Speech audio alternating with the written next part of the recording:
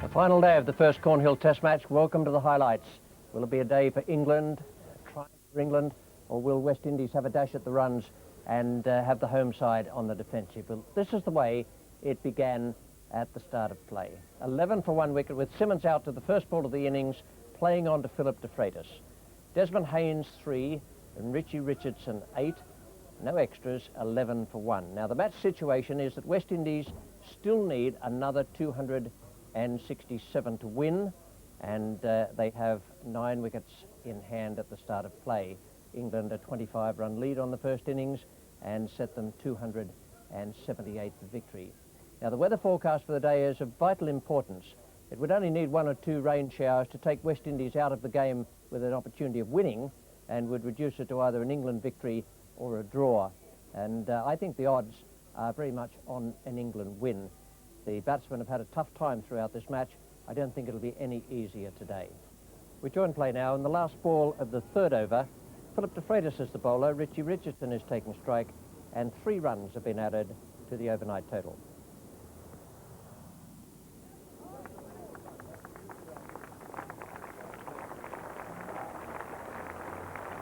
There's just enough movement off the seam there to bring a bit of doubt into the batsman's minds. Devon Malcolm, involved in a football ground end.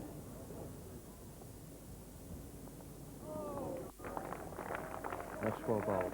There'll be a percentage of balls go past the outside edge, as has happened throughout this match.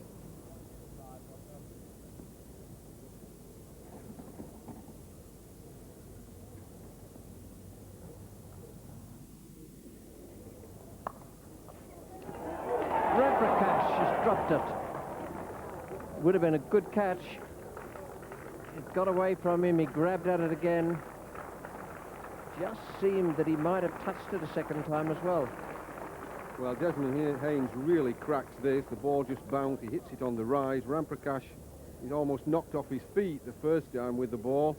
The force of the shot, he really cracks this Desmond Haynes. He hits Prakash, knocks him backwards, look, into his chest, and he tries to collect it and just can't hold on.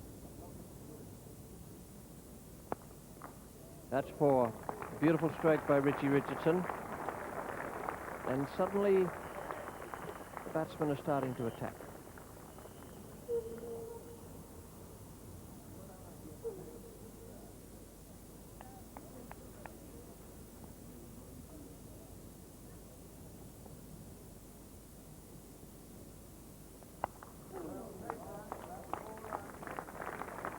There's 4 more. That's going to run down the hill. The attack is definitely on. They've had a few overs to get a sighter, and now they're at it. They're 22 from the last 2 overs, and we haven't finished this one yet.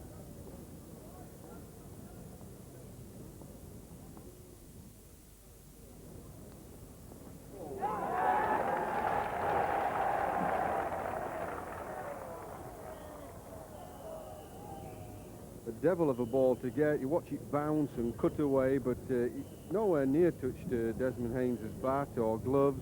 That's gone past him. Wonderful delivery. Everybody went up because the ball was so good, but top-class umpiring by Dickie Bird.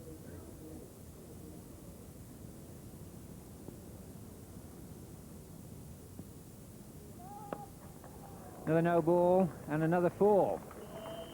And Richardson in this mood, if you have a 4-man attack and one of them isn't firing, then you've suddenly got a large problem.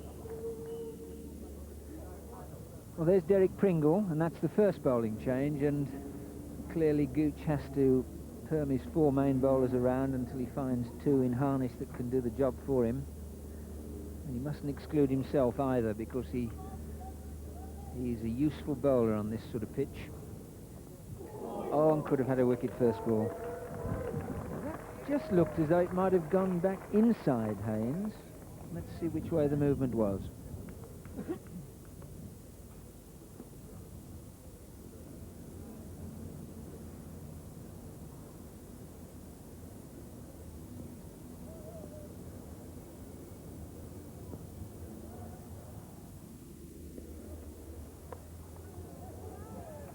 of those hooks. Such a thrilling stroke player, Richardson.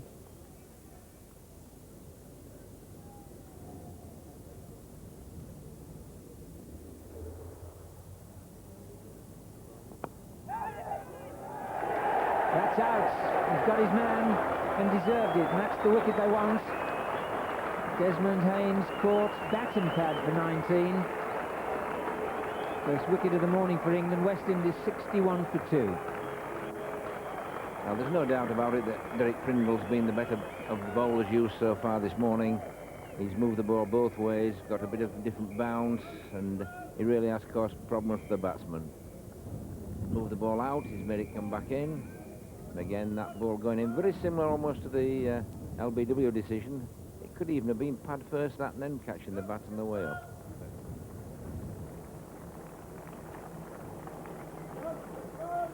Every delivery, and this is second over, and that's one pad and then bat or glove, and there's Robin Smith comfortable in the end.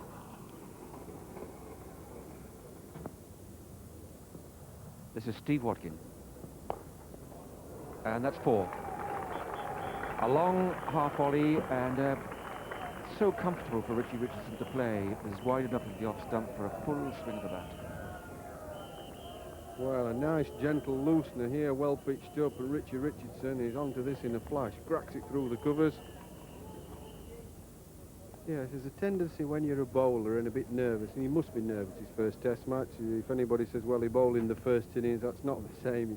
He still is nervous. A tendency just to roll your arm over and put the ball there. He's got a wicket. He's a wicket taker, and so he proves.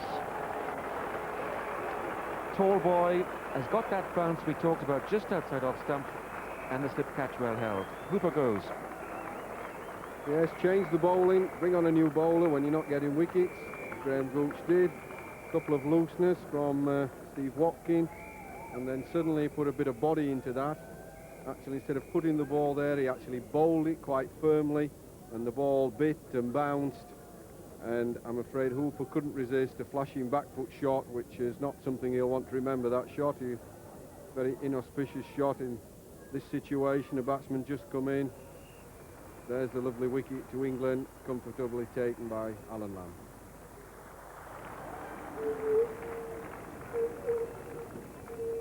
Well, they meet again, Richards and Watkin. Richards was very severe on young Watkin in the first innings.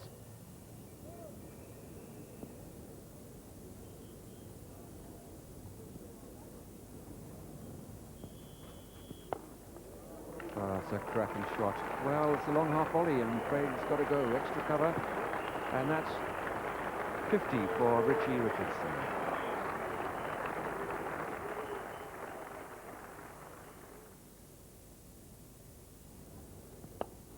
That's high. It could be caught.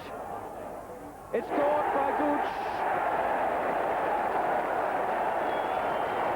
Second wicket for Watkin. A bad shot from Richards. But what pleasure that will give him. It was Richards who wafted him into the stands in the first innings, and now he gets his revenge. Well, this shot by Vivian Richards will be absolutely demoralising to the West Indian dressing room. The master batsman playing a shot that instantly forgettable. It's very difficult to hit the ball over the top at Headingley on these sort of surfaces. Got to be watchful and careful. Look at him, he just walks into the ball. He's walking into it, he's on the move, and he just goes off the thickest outside leading edge, up in the air, a towering skyer to Gooch, who's running backwards. It's a lovely catch, really, the ball coming over his shoulder, always the most difficult to catch. 85 for 4.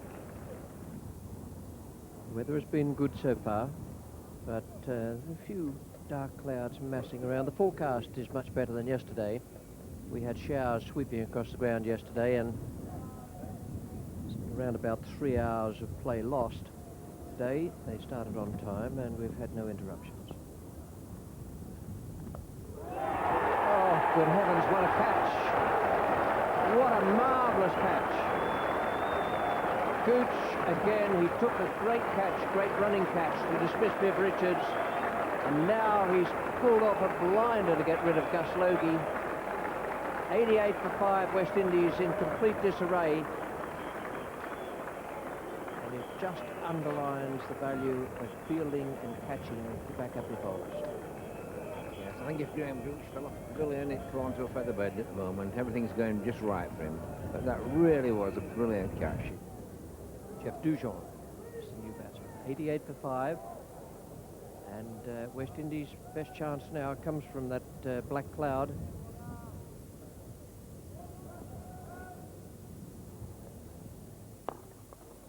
That's a good boundary. Nice stroke from Richie Richardson.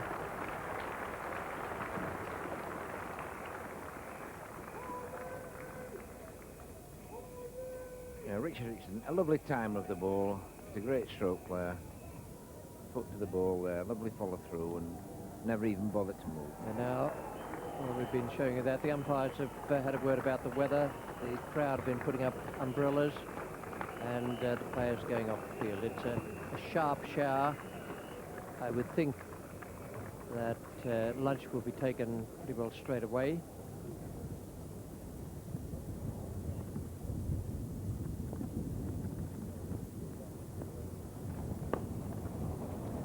Full toss, 4 runs and the 100 up for West Indies.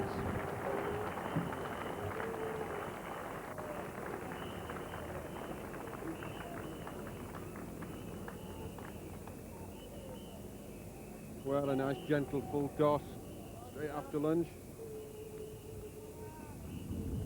Pringle now to Dujon.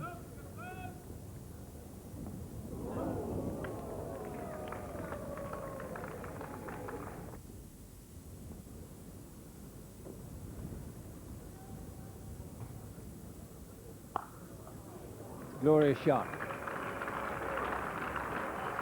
Plays as well as anybody in world cricket, Dujon.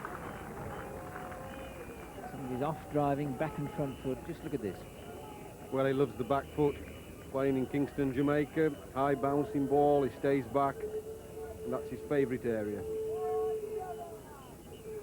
And now Philip DeFREITAS. Didn't bowl well in his initial spell from the Kirkstall Lane end, but much better from this end.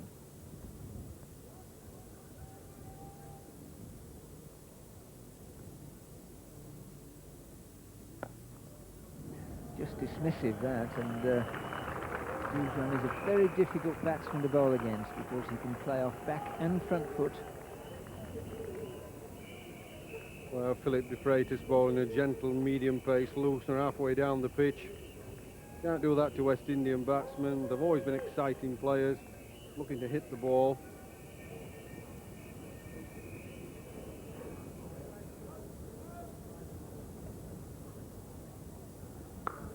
Oh, what a shot that is. It's as though he's playing on the flattest pitch in the world. His partnership's worth 38 and Dujon scored 29 of them. Well, you won't see a better back foot player in the world than Geoffrey Dujon. He just cracked these away quite effortlessly. Fine effort from Richardson. 3 hours batting.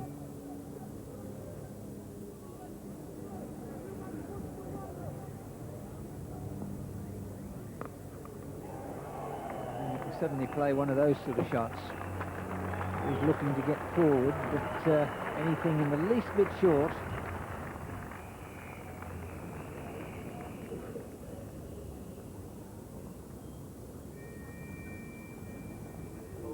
Oh, that was close.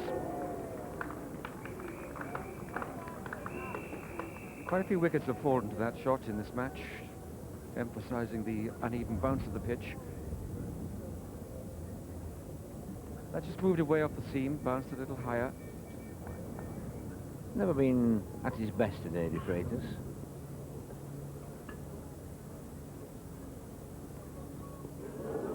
Now he is. Yes, that's the line where something's always happening. Batsman has to play if he gets drawn into the shot on his front foot. We saw what happened there to Dujon. Ball certainly bouncing. Very painful.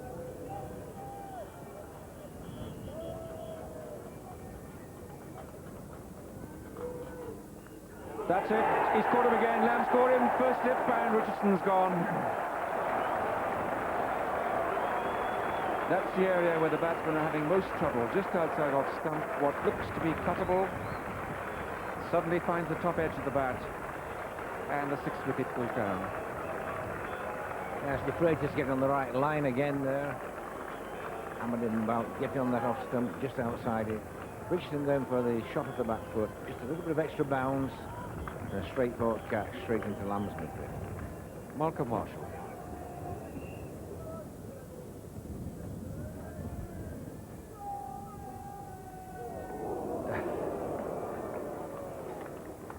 Malcolm Marshall could see the stroke in his mind's eye, see the space in the field, you see everything but the ball in the end.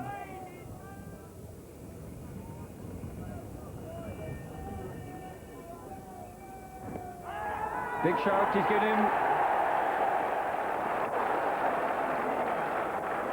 He lurks around there, expresses some form of discontent, but the umpire's finger was up, and Pringle gets a well-earned victory. Well, Pringle's had 2 or 3 shouts for deliveries like that, outswinging second up on the stumps, and 1 or 2 have been very, very close, and Marshall will be disappointed because he thought he was forward, but providing the umpire can see the height of the ball, and there's no problem in giving those out because they do swing a little bit from leg to off, which makes them almost into a straight ball. You see from where he bowls, and that's pitching roundabout off stump and hitting roundabout off stump about halfway up.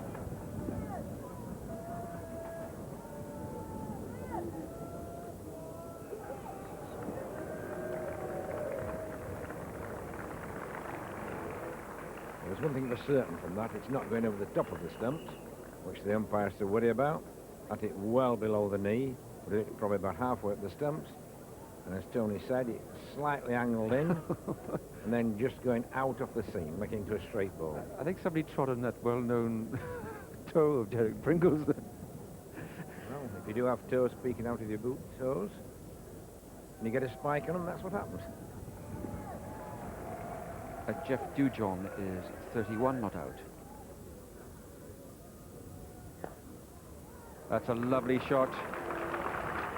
Beautiful shot by Dujon.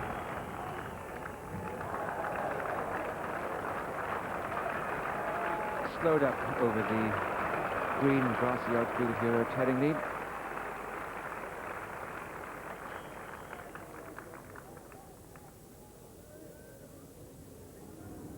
Prakash just managing to get fingers on that. Inched off the line.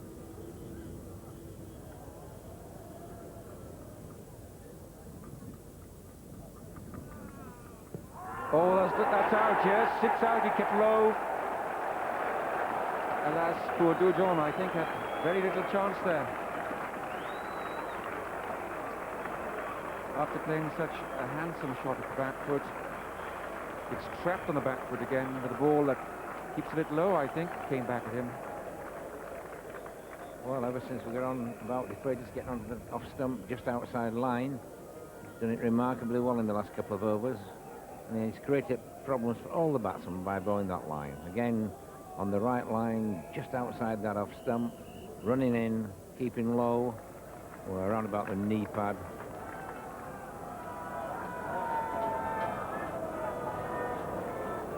New batsman due out is Courtney Walsh.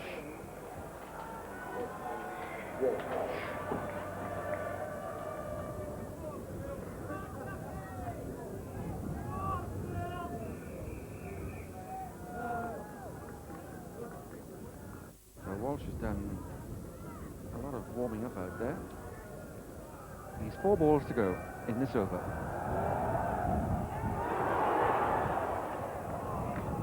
Did he drop it? Yes, he did. You can tell by his face. The ball's actually obscured from our view by the batsman.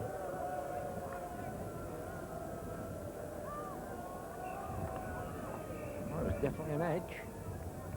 It just carried.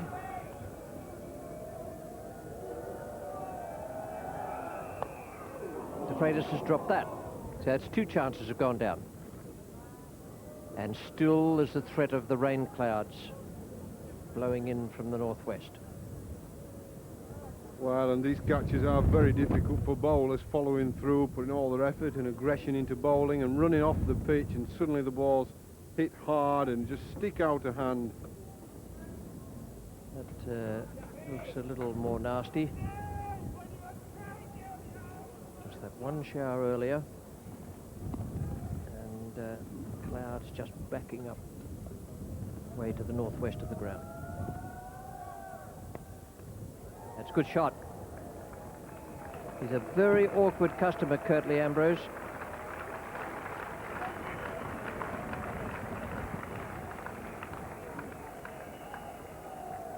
Well, there's nothing awkward about this shot from Curtly Ambrose. He just whacks him straight over mid-wicket, just lifts him right over the top of mid-wicket, almost effortless.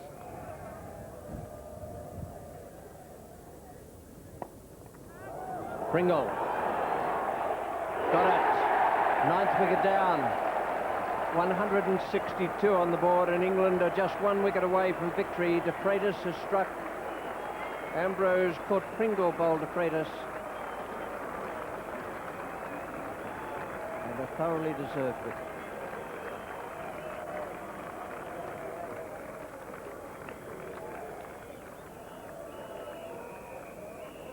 Well, Curtly Ambrose tried to hit over the top once too often. I heard Raymond Illingworth say that on this Headingley pitch you want to be hitting straight, because occasionally the ball will stop on you. And this time it stopped, it ballooned right up in the air, but a very simple catch by Derek Pringle.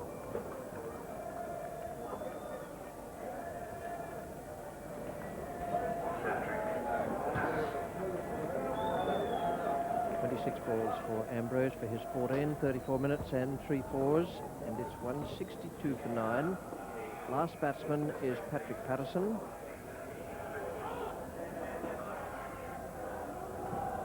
A great smile of Patrick Patterson, but that would be a wry one. Now this is the wicket. Ambrose, for a moment DeFREITAS thought it was going over the top. Pringle judged it nicely, nothing difficult about the catch, but they all have to be taken. Desmond Malcolm was generating quite a bit of pace.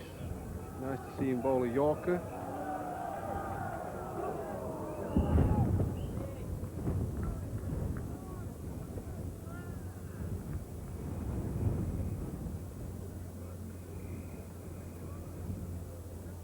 And that brilliant sunshine has gone for the skipper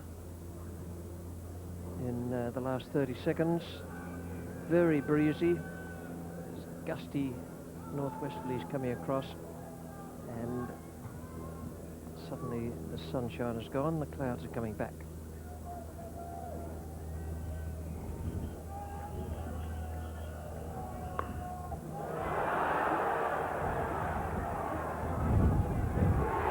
Got it! Atherton, he wanted it, he went after it, and he's taken the catch. That removes the final obstacle for England. England beat West Indies here at Headingley. Their last win in England against the West Indies was on this ground way back in 1969. Then they won by 30 runs. Here it's a much more conclusive victory.